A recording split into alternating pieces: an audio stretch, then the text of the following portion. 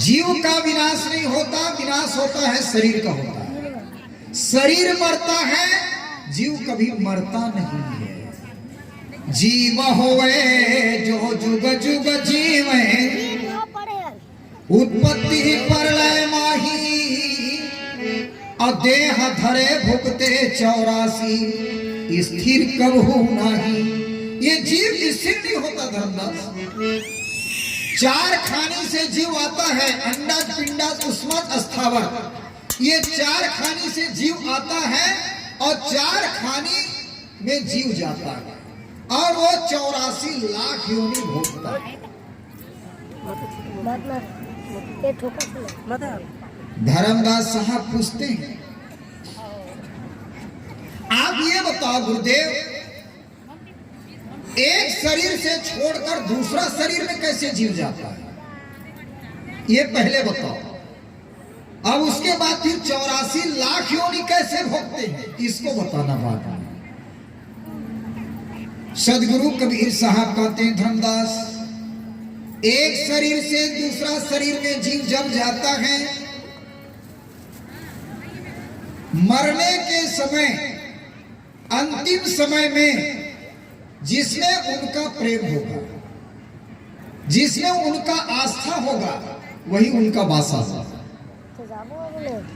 जहां आशा तहां वासा होई, अता को मेट सके नहीं कोई। जिनका जहां आशा होता है वही उनका वासा होता है। इसलिए शास्त्रों में भी कहा, यम यम स्मरणम भावम तजन्ते कलेवरम। जैसे जैसे व्यक्ति का स्मरण होता है, चिंतन होता है, मनन होता है, प्रेम होता है, आस्था होता है, वैसे ये जीव ये शरीर को छोड़ता है और दूसरा शरीर में घुस जाता है। वहां ढांचा बन के तैयार रहता है। 4 खानी से जीव आता है, 4 खानी में जीव जाता है। ढांचा बन के तैयार होता है और जिसमें भी उनका प्रेम होगा उसी में घुस जाता है। इसको छोड़ा और उसमें घुसा। जैसे गीता में कृष्ण ने अर्जुन को समझाया, वसासी जीवनानी थे है अर्जुन, जैसे व्यक्ति पुराना कपड़ा को जब छोड़ता है, जब नया कपड़ा बन जाता है। नया कपड़ा जब बन जाता है तो पुराना कपड़ा फेंक देता है, नया कपड़ा धारण करता है। ऐसे ये जीव जो है पुराना शरीर को जब छोड़ता है, जब नया शरीर बन जाता है।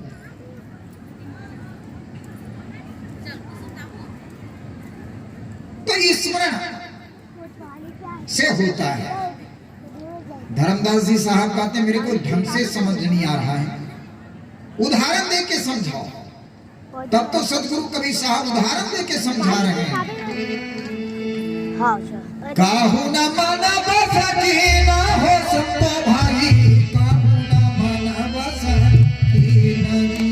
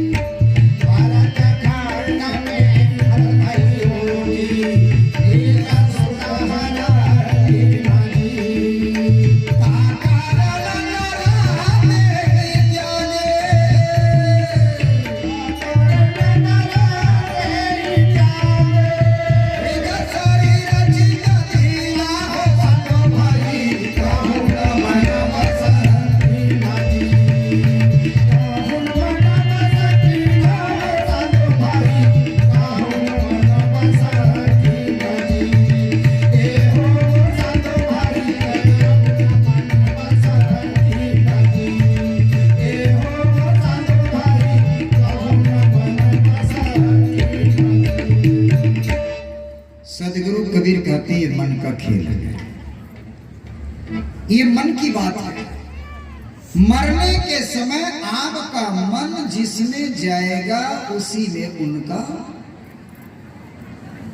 जन्म होगा। साहब यहां उदाहरण देके समझाए हैं। आज हमारा देश भारत भक्त था और ऐसे भक्त था पूरे राजपाट को त्याग करके जंगल में तपस्या करते थे और तपस्या करते करते बहुत दिन बीत गया। भरत के मन में त्याग वैराग्य परिपूर्ण था। ऐसे भरत जो हैं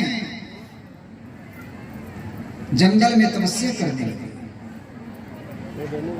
एक दिन उनके बीच घटना घट गई। भरत सरोवर में स्नान करके सूर्य भगवान को अर्घ्य दे रहे थे।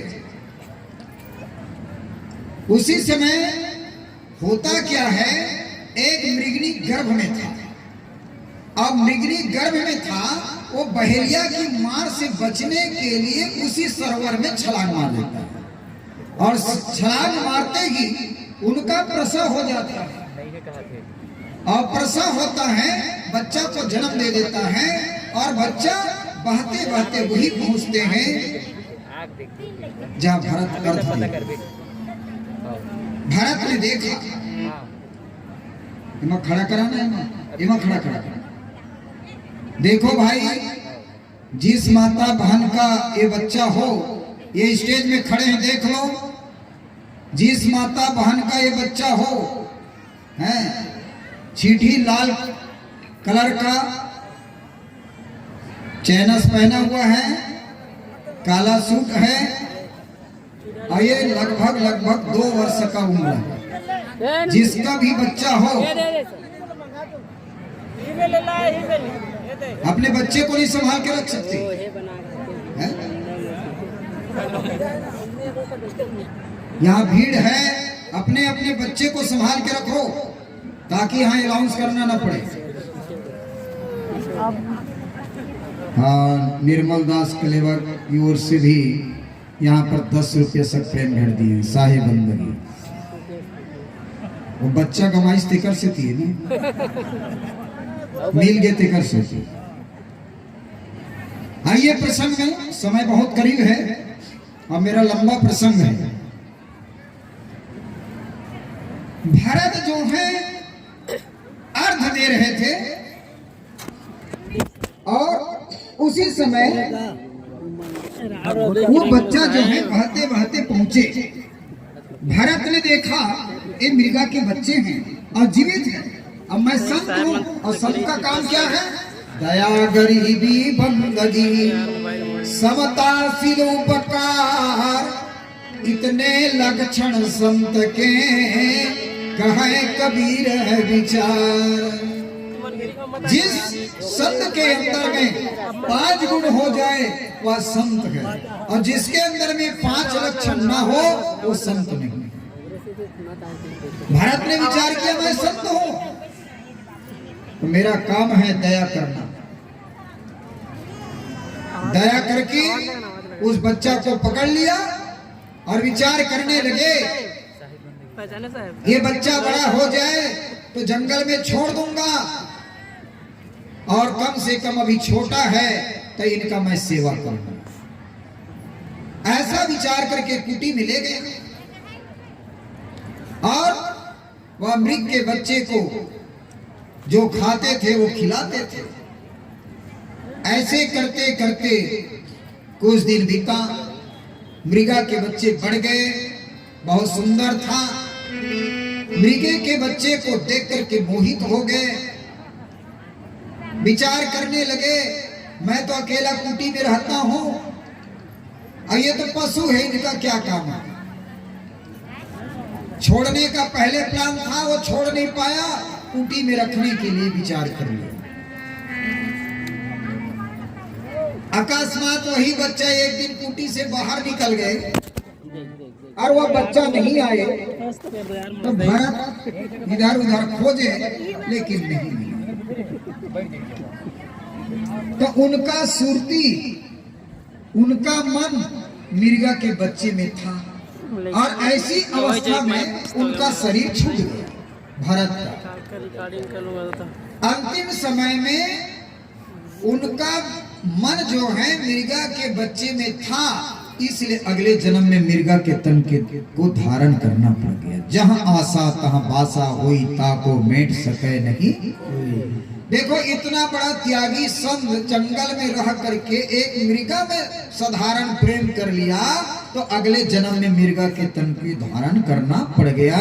तो हम लोग तो संसार में रहते हैं, जिसमें भी प्रेम होगा उसी में तो आना।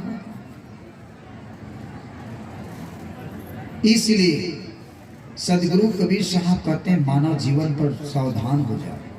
मानव जीवन बार बार नहीं मिलता, मानव जीवन एक बार मिलता है।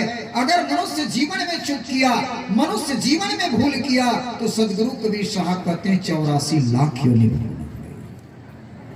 मानुष जन्म नर पाई के, चूके अब की घात, जाय पड़े भव चक्र में, सहे खनेरी लात।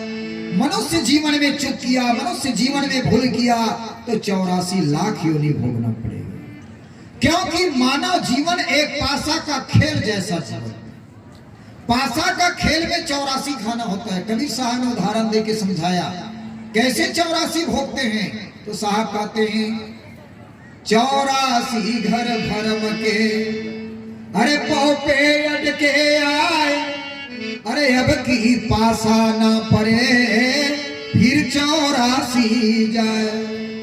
बगरा से बाजी लाया परा 18 दांव, सारी गवाई हाथ से, तो जन्म जन्म पछताए। हे धनदास, ये मानव जीवन एक पासा का खेल जैसा जीवन है। पासा के खेल में 4 खिलाड़ी होता है, 4 दरवाजा होता है।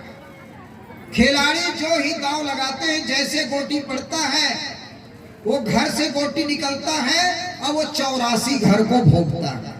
84 घर को भोगते भोगते अंतिम में पक्का घर में बैठ जाता है। और पक्का घर में जब बैठ जाता है, तो खिलाड़ी जो होता है वो सावधानी से पासा खेलता है, क्योंकि वहां 84 घर को पक चुका है, अब अंतिम घर बाकी है।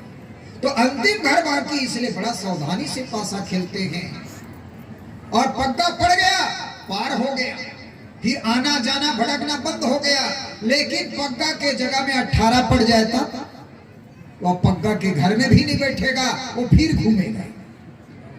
हमार बुजुर्ग मन पहली पासा के खेल खेले हैं, हमार जानती में है ना, पहली पासे च मारे।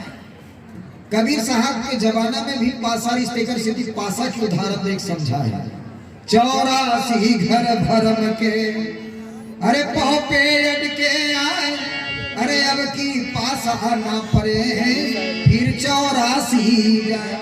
एक तो हम 84 लाख योनि को भोग करके मनुष्य तन को प्राप्त किए हैं, और मनुष्य जीवन में नहीं पका, मनुष्य जीवन में कल्याण नहीं किया, मनुष्य जीवन में उद्धार नहीं किया, तो धर्मदास फिर 84 लाख योनि भोगना।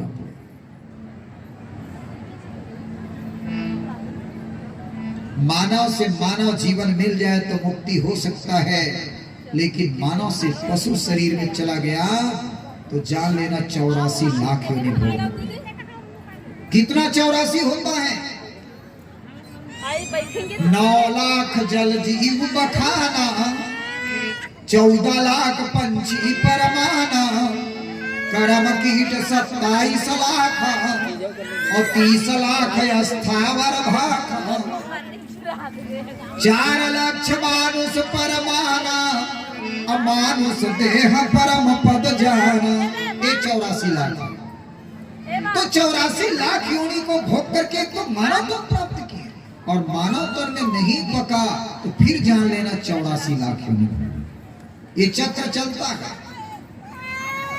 इसलिए तुलसी महाराज भी जोर लगाया, उसने भी कहा बड़े भाग मानुष तन पावा, सुर दुर्लभ सत ग्रंथ ही गावा, साधन धाम मोक्ष कर द्वारा, अजहि पावे परलोक सवारा। हे भाइयों, ये मानुष तन मिला है वो बड़े भाग से मिला है। बड़े भाग क्यों कहा? मनुष्य को ही क्यों कहा बड़ा भाग?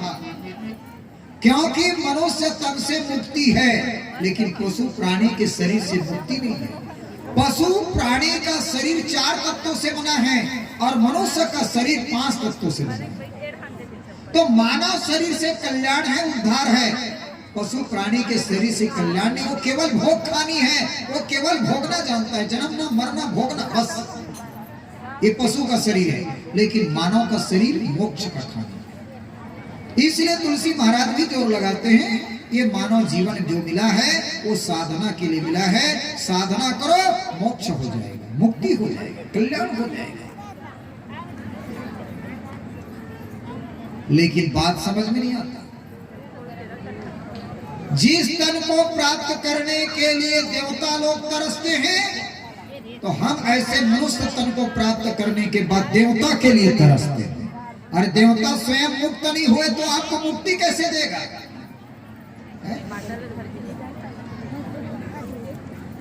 अधिक पुण्य हो जाता है और पुण्य की प्रताप से बाद देवत्व योनि को चला जाता है, और पुण्य छीन हो जाने के बाद फिर पितृलोक में आना होता है। उनका जन्म और मरण का गांठ नहीं छूटा। पुनरपि जन्मम पुनरपि मरणम जननी जठरे शयनम, इस संसार में जन्मना मरना बस यही है। इसलिए देवता भी जन्म और मरण के चक्र में पड़े हैं। तो देवता योनि में मुक्ति नहीं होता, मुक्ति होता है मानव तन से। इसलिए तुलसी महाराज भी जोर लगाया है कि बड़े भाग मानुष तन पावा, सुर दुर्लभ सदग्रंथीगा। माता लोग, आप लोग पीछे आते हो, आगे बैठने की कोशिश करते हो, ये क्या बात है? वहाँ जगह ही नहीं है बैठने का, बैठोगे कैसे? जो पीछे आते हैं पीछे में बैठो। जितने भी सभा मंच में खड़े हैं वो सब बैठ जाएं, अब आगे आने की कोशिश मत करो। पीछे आते हो पीछे बैठो, इधर डिस्टर्ब होता है। मैं कहने जा रहा था, देवता योनि में मुक्ति नहीं है, वो भी जन्म और मरण के चक्र में पड़े रहते हैं। इसलिए देवता भी सोचते हैं कम से कम मनुष्य तन मिल जाए तो मनुष्य तन से मुक्ति हो जाएगा। इसलिए सुर दुर्लभ सतग्रंथ ही गावा। सुर कहते हैं देवता को, दुर्लभ है। ग्रंथ ही गावा मतलब गांठ पड़ा हुआ है। कौन सा गांठ? जन्म और मरण की गांठ। पुनरपि जन्मम पुनरपि मरणम जननी जठरे शयनम, ई संसारे भय दुस्तारे कृपा पारे पाहि मुरारे। ये बार बार जन्मना, बार बार मृत्यु होना, ये महान दूसरा दुख है। और इन दूसरा दुख से बचना चाहते हो तो साहब कहते, करहूं विचार से सब दुख जाई, परिहरि झूठा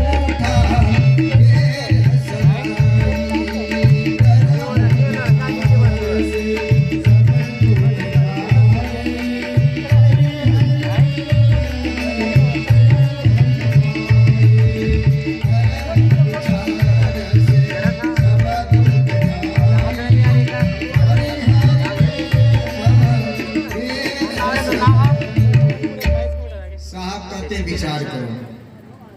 शास्त्रों में कहते हैं विचारे बिना सम्यक ज्ञान, विचार के बिना ज्ञान की उत्पत्ति नहीं होती। इसलिए मानव जीवन पर विचार करना, मानव जीवन को सफल बनाने के लिए विचार करोगे तो दुख चला जाएगा। कौन सा दुख? तो जन्म और मरण के दुख। जन्म और मरण का दुख ये महान दूसरा दुख माना। शारीरिक और मानसिक दुख की चर्चा नहीं है। साहब ने शारीरिक और मानसिक दुख का चर्चा नहीं किया है। शारीरिक और मानसिक दुख तो हर आदमी को होता है। कोई भी आदमी शारीरिक और मानसिक दुख से नहीं बच पाया है संसार में। साहब तो यहां तक चैलेंज दे के कहा, तम धर सुखिया काहू देखा, जो देखा सो दुखिया, उदय अस्त की बात कहत हो सो तो है दुखिया। बाटे बाटे सब जग दुखिया, क्या गृही बैरागी, और शुक्राचार्य दुख के कारण गर्भ माही क्या। जोगी जन्म ते अति दुखिया, तापस के दुख दूना, आशा कृष्णा सब घड़ व्यापी, कोई महल नहीं। साहब कहते हैं भाई देखो संसार में कोई भी आदमी सुखी नजर नहीं है।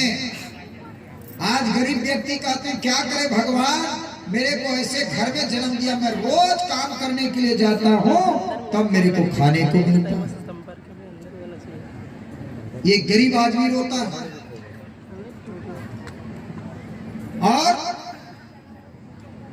अमीर आदमी को देखो, जिसके पास अधिक धन संपत्ति है वो धन के चिंता में दुखी है, बोले नींद नहीं आवती,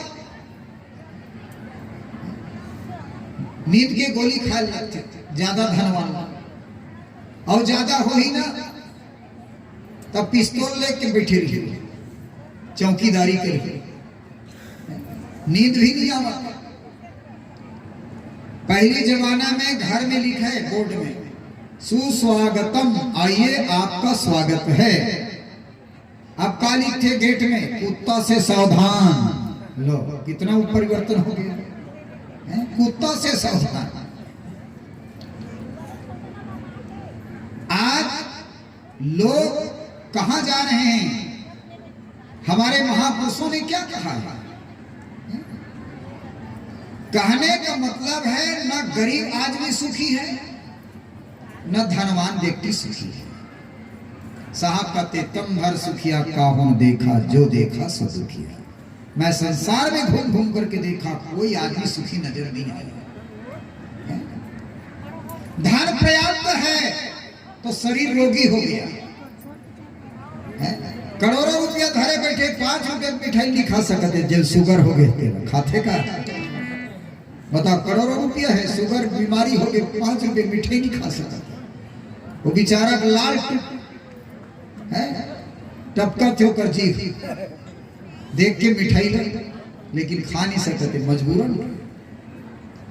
शरीर ठीक है तो लोग कहते हैं का करवे साहब, सब ठीक है, मोर पत्नी ठीक नहीं है, काली माई रोज कल कल कल कल कल। अब पत्नी कहते का करवे साहब, मोर पति शराबी कबाड़ी, 3 डंडा रोज जमात में परेशान है करना। पति पत्नी कहा था, पत्नी पत्नी कहा। अब पति पत्नी ठीक है तो लड़का ठीक नहीं है, और लड़का ठीक है बहू ठीक नहीं है, और बहू ठीक है नाती ठीक नहीं, और सब ठीक है पड़ोसी दुखते हुए थे, पड़ोसी के चक्कर में फंसे हवे कोनो सुखी। साहब समझा रहे हैं तम धर सुखिया काहू देखा, जो देखा सो दुखिया। मैं घूम घूम करके देखा, दुखी ही नजर आया। ये तो मानव की बात है। सदगुरु कबीर साहब आगे की उदाहरण देते हैं, ये मानव की क्या बात है। जो चंद्रमा उदय होते हैं, सूर्य उदय होते हैं, सबको लाइट देता है, सबको प्रकाश देता है, ऐसे चंद्रमा और सूर्य को भी ग्रहण लगता है। ग्रहण उनको भी लगता है जो दुनिया को लाइट देता है, दुनिया को प्रकाश देता है। अब बहुत लोग कहते हैं ये संत महात्मा सुखी है। काबर सुखी माने भाई, काबर मतलब कमाए बर, न धमाए बर, न खेत जाए बर, न खार जाए बर, न नींदे बर, न कोड़े बर, फ्री फंड में खाए मिलते, एक नाम से सुखी है। कबीर साहब कहते संत भी सुखी नहीं है। साधारण संत की क्या बात बताओ, जो मां की गर्भ में 9 महीना 10 महीना रहा। मैं तो ऐसे संत की बात बता रहा हूं जो मां की गर्भ में 12 साल रहा। कौन? सुखदेव जी महाराज 12 साल रहा, और जंगल में जन्म लेते ही जंगल भाग गए। क्या सुखदेव जी महाराज को सुख मिला? अरे उनको भी दुख भोगना पड़ा, और वही समाज के बीच फिर आना पड़ गया। और राजा जनक को गुरु किया, सुप्र गुरु के जनक विदेही वे भी गुरु के क्रम से। तो साहब समझा रहे हैं, बाटे बाटे सब जग दुखिया।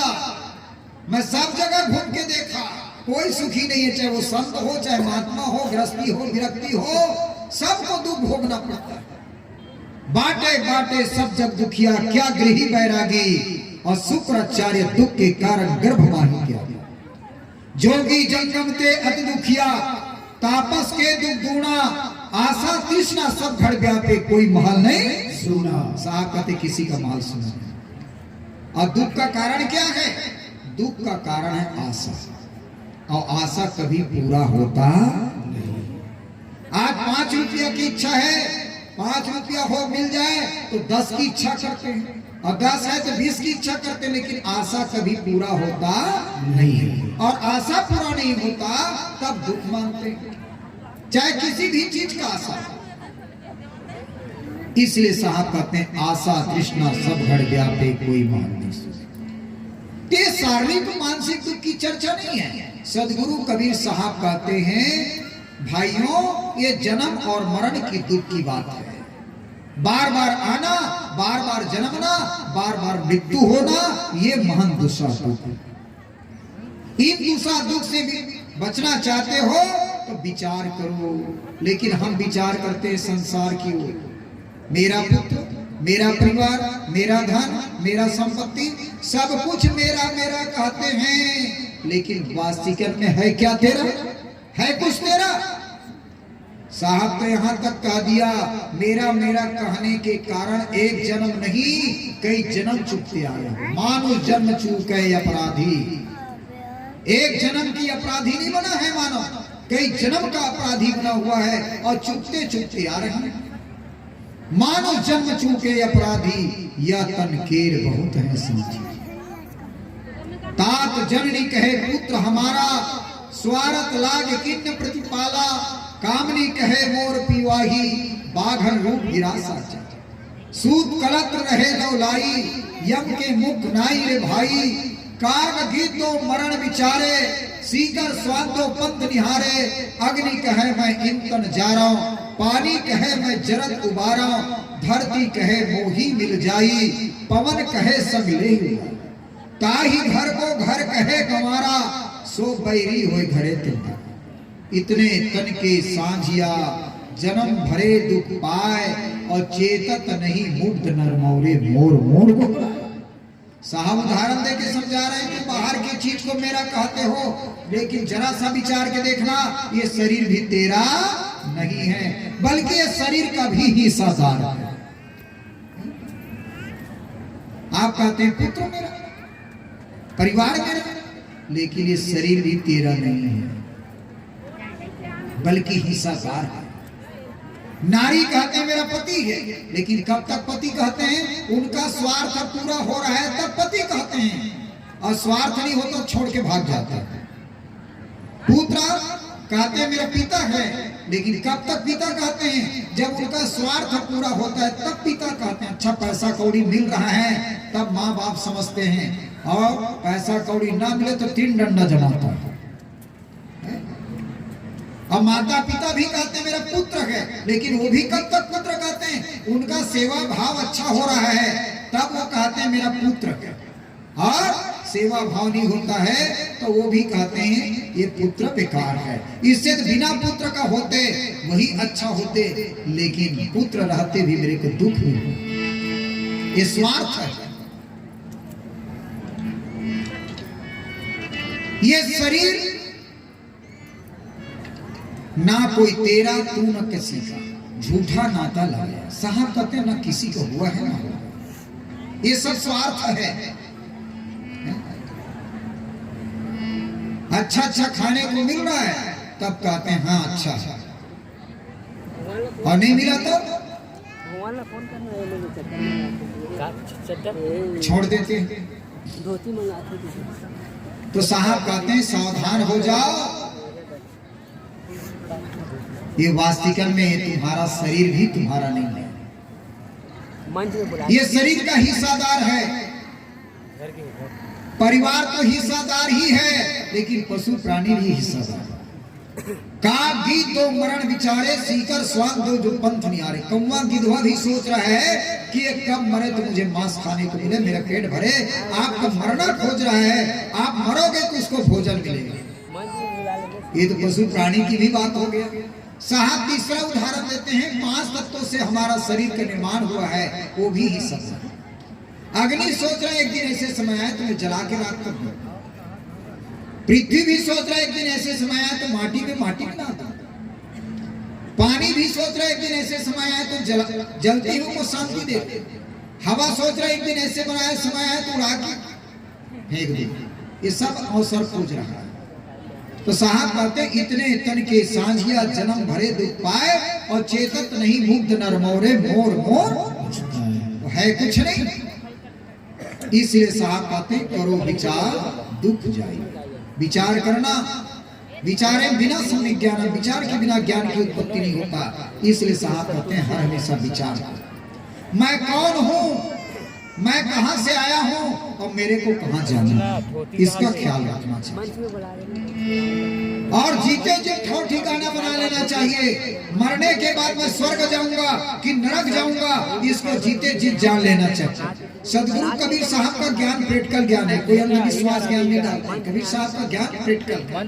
सदगुरु कबीर साहब ने डंके के चोट से कहा, संतो जियत ही करवासा, जियत सूझो, जियत बुझो, जीते मुक्ति निवासा। और जियत में सुकर्म धर्म न करे, मरे क्या जियत न करे मुए का तरीहा, जिया जो ना करे। जो व्यक्ति जीते जितनी तरह तो मरने के बाद क्या करे। जीते जित अच्छा काम नहीं किया तो मरने के बाद क्या अच्छा होगा। तो हर आदमी को जीते जी ठौर ठिकाना बना लेना चाहिए। मरने के बाद मैं स्वर्ग जाऊंगा कि नरक जाऊंगा, इसको जीते जी जानना चाहिए। कैसे? जैसे एक विद्यार्थी साल भर पढ़ता है और साल भर पढ़ने के बाद 1 घंटा में परीक्षा दिलाता है, और 1 घंटा में परीक्षा दिलाने के बाद विद्यार्थी जानता है कि मैं पास हो जाऊंगी कि फेल हो जाऊंगा। ऐसे ही आप 50 साल जीते हो, 10 साल जीते हो, 20 साल जीते हो, जितना दिन तक के जीते हो उतना दिन तक के विचार करना कि मैं कितना अच्छा कर्म किया, मैं कितना बुरा कर्म किया। इसको जीते जीत अगर जान लोगे तो आप बेड़ा पार हो जाएगा।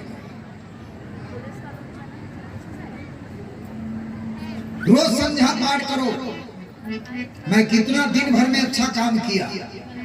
एक दुकानदार दिन भर सामान बेचता है और जब शाम को होता है ना तो कितना आवक हुआ कितना जावक हुआ इसके हिसाब करते हैं। ऐसे दिन भर में हर आदमी हिसाब करे, मैं कितना आज अच्छा काम किया, मैं कितना बुरा काम किया। ऐसा कोई आंकड़ा लगा ले तो हर आदमी जान सकता है कि मैं स्वर्ग जाऊंगा कि नरक जाऊंगा। साहब कहते बंदे कर ले आप निवेरा, आप जियत लखू, आप ठौर करू, मुए कहां घर तेरा।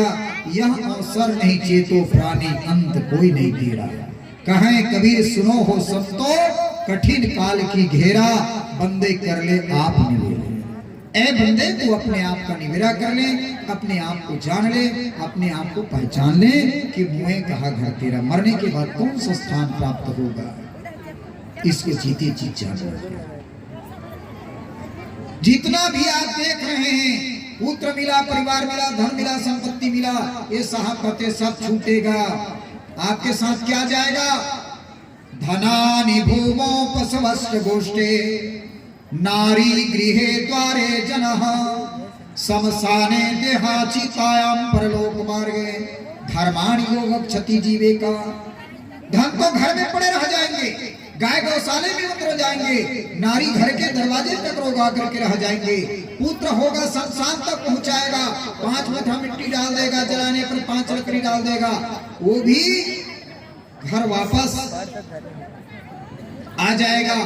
जिस शरीर को रात दिन सजा रहे हैं वह शरीर भी एक दिन चीता में जल करके राख हो जाता है या मिट्टी में दब करके सड़ जाता है। तो आपके साथ क्या जाता है? आपका किया हुआ कर्म जाता है, आपका किया हुआ कर्म जाता है। इसलिए सदगुरु कबीर कहते हैं बने तो कुछ धर्म कर ले, यही एक साथ जाएगा। गया हरगिज अवसर फिर हाथ नहीं आएगा। इसलिए अच्छा काम करो, नेक काम करो। देखो यहां पर क्या नाम है?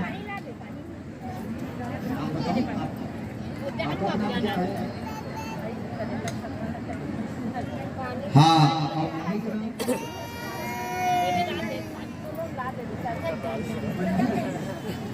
हाँ, देखिए यहाँ पर एक बालक है, अपने मम्मी का नाम मंजू बता रहे हैं और पिता का नाम मनीष बता रहे हैं। आप जहां कहीं भी हो अपने बच्चे को सभा मंच से ले जाएं। ये बच्चा रो रहे हैं, जींस पहने हुए हैं।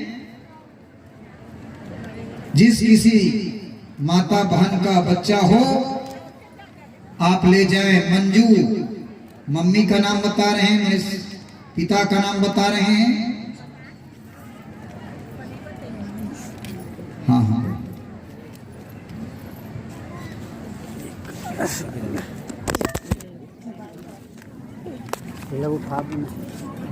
उधर तो साहब साइड कर दो, साइड कर बोल। क्या हुआ? उधर का नहीं गिरा है, गिरा है का घर देखना जरूरी नहीं है। कहा थे नहीं खड़ा होना जरूरी है। ये धक्का हो के सज्जनों, मैं कहने जा रहा था मानव जीवन की दुर्बलता। मानव जीवन को सफल बनाना है तो साहब कहते हैं बने तो कुछ धर्म कर ले, यही एक साथ जाएगा। गया हरगिज अवसर फिर हाथ नहीं। आज देख लो ये जो सभा हो रहा है वो माता जी के देव है, जो अपने तन को भी चढ़ाया, मन को भी चढ़ाया, धन को भी चढ़ा दिया। आज उसके देव से इतना बड़ा सभा का आयोजन हो रहा है। क्या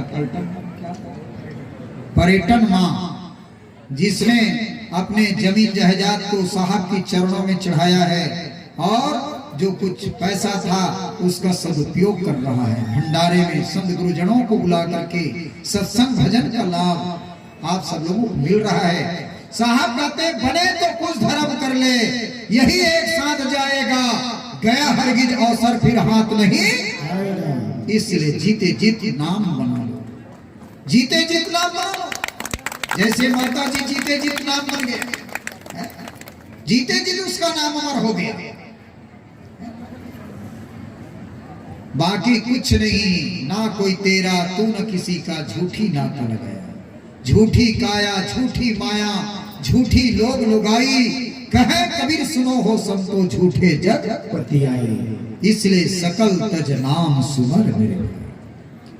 तो साहब कहते बने तो कुछ धर्म करो, अच्छा काम करो, है ना। और जो व्यक्ति धर्म का काम नहीं करता तो जान लेना उसका जीवन बेकार है। ऐसे तो मानव और पशु में चार बात में अंतर नहीं है। आहार निद्रा भय मंथुनाश्च सामान्य में तत् पशु भी नरणाम धर्म ही देशा मदको विशेषा धर्महीना पशु समाना। आहार ने भोजन, निद्रा ने सोना, भय ने डरना, मैथुन ने विषय वासना, बाल बच्चा पैदा करना। मानव और पशु चार बातों में बराबर है। पशु भी बाल बच्चा पैदा करते हैं, मानव भी बाल बच्चा पैदा करते हैं। पशु भी सोते हैं, पशु भी खाते हैं, पशु भी एक दूसरे से डरते हैं। ये क्या है? ये चार चीज में बराबर है। भोजन छाजन मैथुन भय निद्रा और मोह, नर पशु पक्षी सबन में निस्दिन व्यापक। ये चार कर्म पशु प्राणी करते हैं, लेकिन मानव का विशेषता कहां पर है? धर्म ही देशम, धर्म का आचरण करो। तो मानव का धर्म क्या है? मानव का धर्म है दया। मानव का धर्म है दया।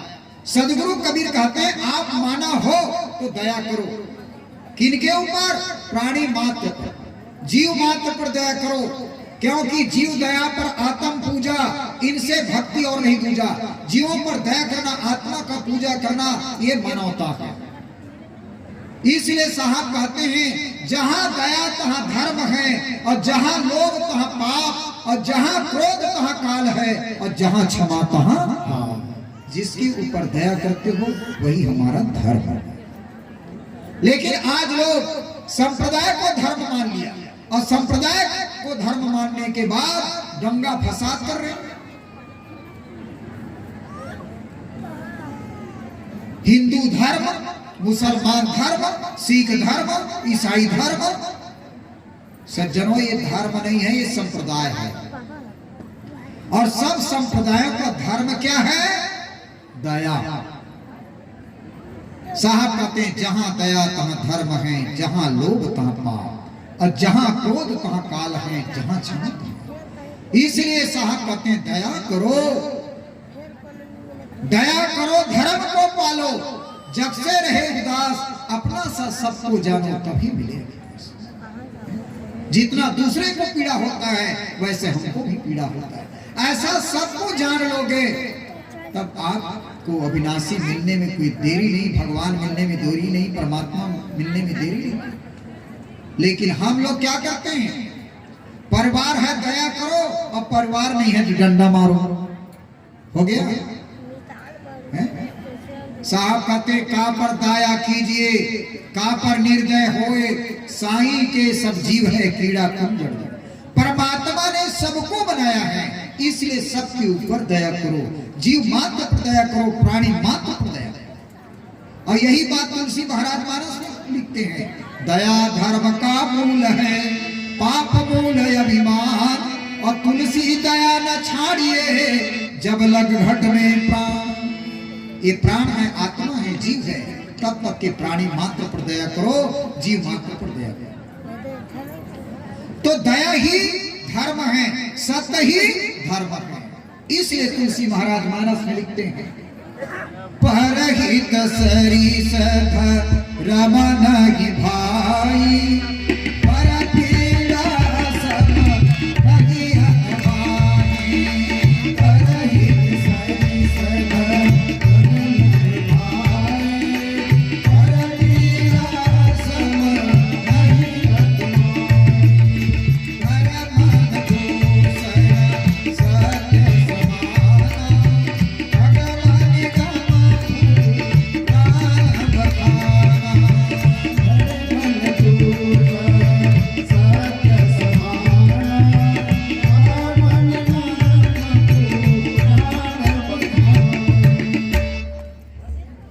एक बच्ची मिले हैं जो लाल कलर का फ्रॉक पहने हुए हैं। जिस माता बहन का ये बच्ची हो और सिर में सफेद टोपी है, नाम नीतू बता रहे हैं। लाल फ्रॉक है, शीश में टोपी है ना। जिस माता बहन का हो वो अति शीघ्र मंच स्थल से ले जाए। हाँ, नीतू अम्मा का नाम बोल रहे हैं।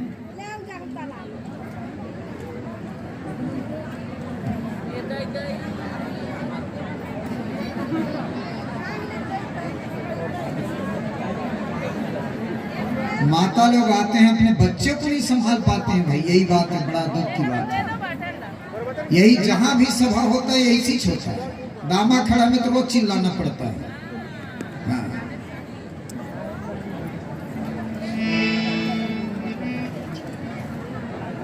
मैं कहने जा रहा था, परहित के समान कोई धर्म नहीं है, लेकिन हम अपना हित चाहते हैं। शास्त्रों में कहा, परम धर्म श्रुति विदित अहिंसा, अहिंसा परमो धर्म है ना। अहिंसा परम धर्म है, लेकिन यहाँ हिंसा धर्म हो गया। आज भगवान के नाम से, देवी के नाम से, देवता के नाम से मंदिर में आप जब देखो तो जिंदा को मुर्दा करता है। अब कहते हैं भगवान का दरबार है। भगवान का दरबार है कि कत्ल खाना है?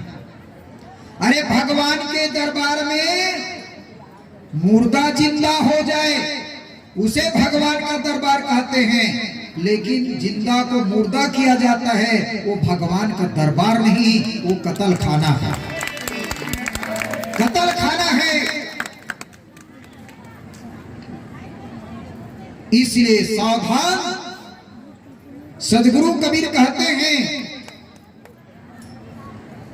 जीव मत मारो पापरे, सबका एक है प्राण, हत्या कभू न छूटी है कोटि सुनो। जीव घात ना कीजिए, बहुर ले देवे कान, तीरथ गए न बाकी हो जो कोट हीरा दे। करोड़ों के हीरा दान करने के बाद भी पाप से नहीं बच पाए। आप ये मत सोचना किसी का मर्डर कर दिए, गंगा में नहा लिए, पूजा पाठ कर लिए, पाप कट गया। कभी पाप कटने वाला नहीं है। पूरे शास्त्रों का निचोड़ है सज्जनों। और मेरा समय भी करीब होते आ रहा है, संध्या पाठ का भी समय 5 बजे से है। मैं प्रसंग को पूरा करने में तत्पर हूं। मैं कहने जा रहा था, मानव जीवन की सफलता, अगर मानव जीवन को सफल बनाना है तो साहब कहते हैं किसी का बना नहीं सकते हो तो बिगाड़ने का कोशिश मत करो। किसी की भलाई नहीं कर सकते हो तो कभी बुराई मत करो।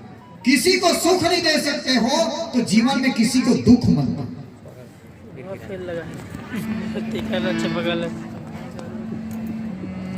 और सदा परोपकार करो, भलाई करो, सेवा करो, दूसरे के पीड़ा को अपने समान समझो। ये मानवता है।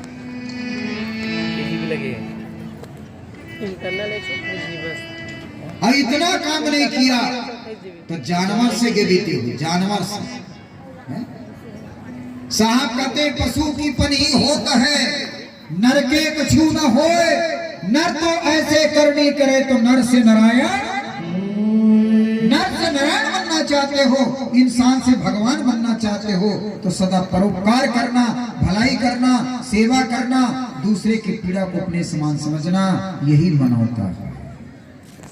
ये शरीर अपने लिए नहीं मिला है, ये मानव जीवन अपने लिए मिला है, वो दूसरे के लिए मिला है। मानव जीवन दूसरे के लिए मिला है।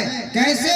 तो साहब समझाते हैं, तरवर सरवर संत जना, चौथा बरसे में परमारध के कारणे चारों धारी। पेड़ अपने नहीं फलता, मेघ अपने नहीं बरसता, नदी अपने नहीं बहती, ठीक उसी प्रकार से मनुष्य का तन है वो अपने लिए नहीं बल्कि दूसरे के लिए। और जो दूसरे के लिए जीता है वही मानव जीवित है, और नहीं तो मुर्दा है। जीते जीत मुर्दा। शास्त्रों में यहां तक कह दिया, बिना पुंज का पशु है। जिस मनुष्य के अंदर में 5 गुण ना हो वो बिना पुंज का पशु है। ऐसा न विद्या न तपो न दानम, न चापी शीलम न गुणो न धर्मम, ते मृत्युलोकी भूई भार भूता, मनुष्य रूपेण विराग चंचती। जिस मनुष्य के अंदर में एक गुण ना हो ये बिना पुंज का पशु है, ये पृथ्वी में भार। इसलिए नर के रूप में मानव नारायण है, तो नारायण कब बनोगे? जब परोपकार करोगे, भलाई करोगे, सेवा करोगे, दूसरे के पीड़ा को अपने समान समझोगे तो नर से नारायण बन जाओगे। किसी का काम जो आवे उसे इंसान कहते हैं। किसी का काम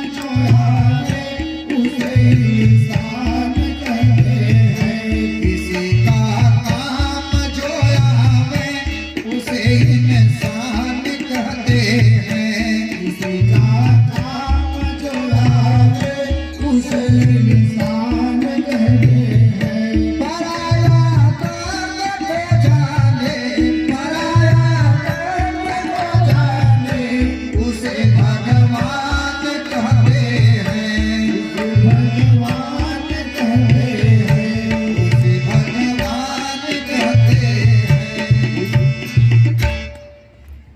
वास्तव में मनुष्य इंसान है, मनुष्य शैतान है और मनुष्य ही भगवान है।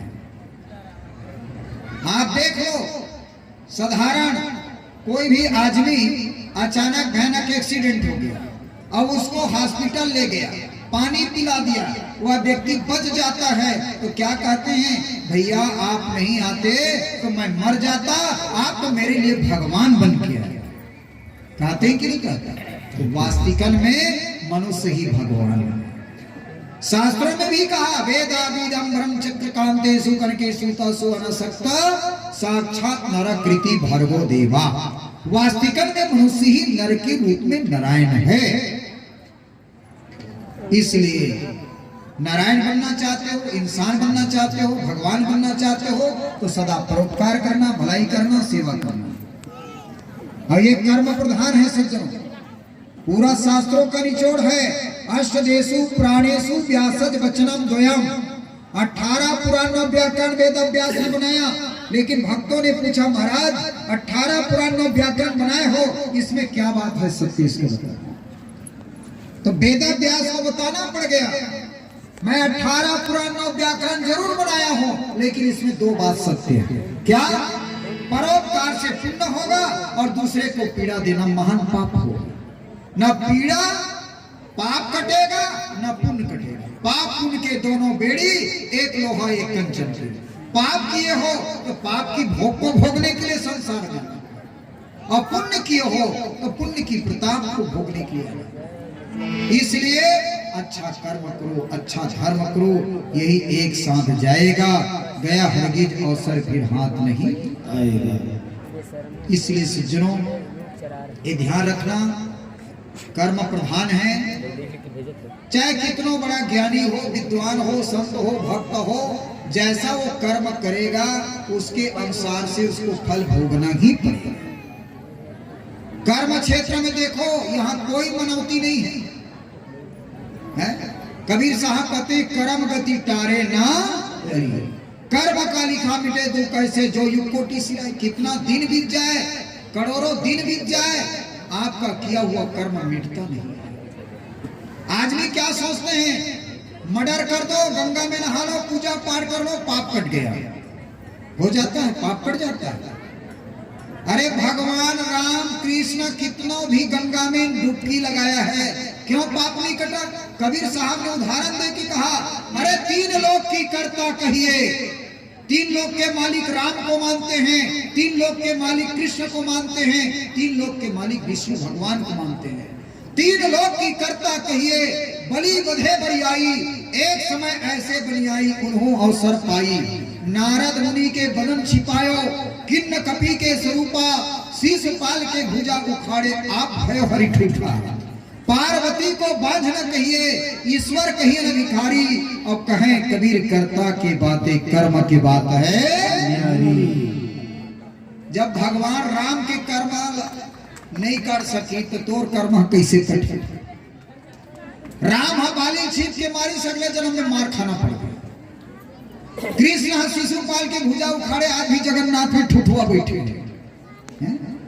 तो कर्म मिट जाएगी, आपन कर्म मिट जाए, अपना किया हुआ कर्म मिटता नहीं है।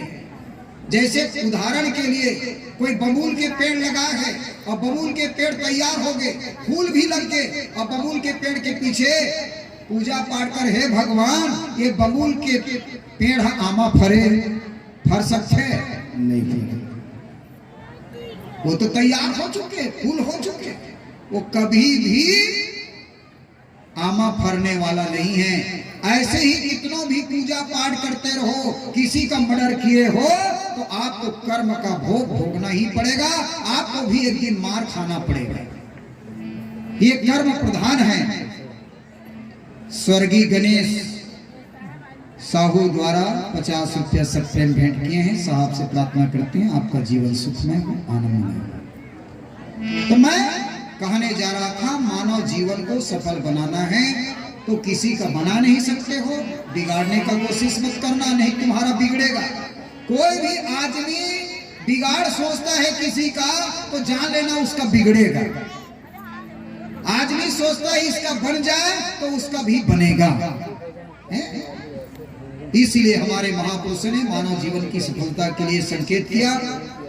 मैं ज्यादा नहीं कहूंगा, समय कर रहा इनकार, सदगुरु को करो नमस्कार, तब होगा बेड़ा पार।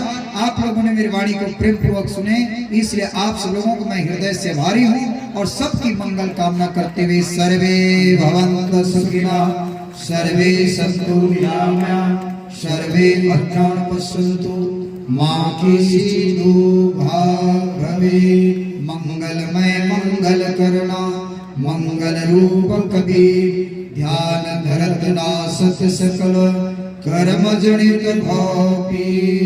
बड़े विश्ववंदनीय संत सम्राट सदगुरु कबीर साहिब के चरणों में साहिब बंदगी साहिब। श्री हजूर प्रकाश सूर्यनाम साहिब की पावन चरणों में साहिब बंदगी साहिब। सकल संत महापुरुषों के चरणों में साहिब। सकल हंस को साहिब बंदगी साहिब।